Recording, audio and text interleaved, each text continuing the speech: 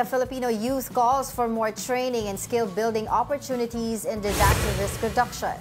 A recent poll conducted by the United Nations revealed that 1 in 3 Filipino youths is asking for better access to information on disaster risk reduction.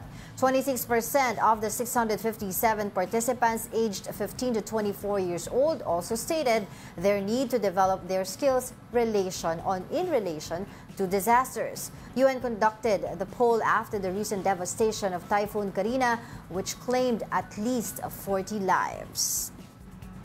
That would be a good program. Naman yan, pinagdaanan natin yan before, long time ago. That's disaster training, rescue training, and first aid training in relation mostly to disasters and accidents. Madami tayong natutunan, like pag nag-flood, what's the best way to swim and float with the flood? Diba? They'll teach you to go along with the current, huwag mo lalaban ng current.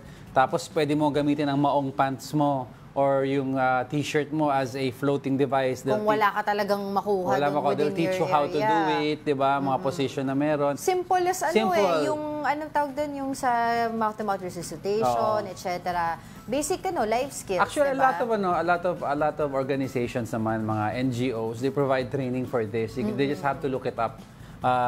Seminars, basic trainings, marami naman dyan. Malaking bagay Lifelong knowledge ito, no? Para din sa mga kabataan na para pag halimbawa may mga ganitong pangyayari, hindi sila isa sa mga iintindihin pa.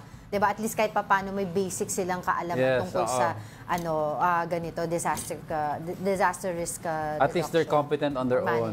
Kasi yung word na pag inintindi sila during during a calamity or disaster, instead of saving more lives, baka nabawasan. At saka yung yung feeling na alam mong may alam ka sa panahon ng sakuna, 'di ba? Hindi ka matataranta, hindi mo alam kung ano yung gagawin mo. Although hindi nga siya guarantee na makakaligtas ka, but at least you have a fighting chance.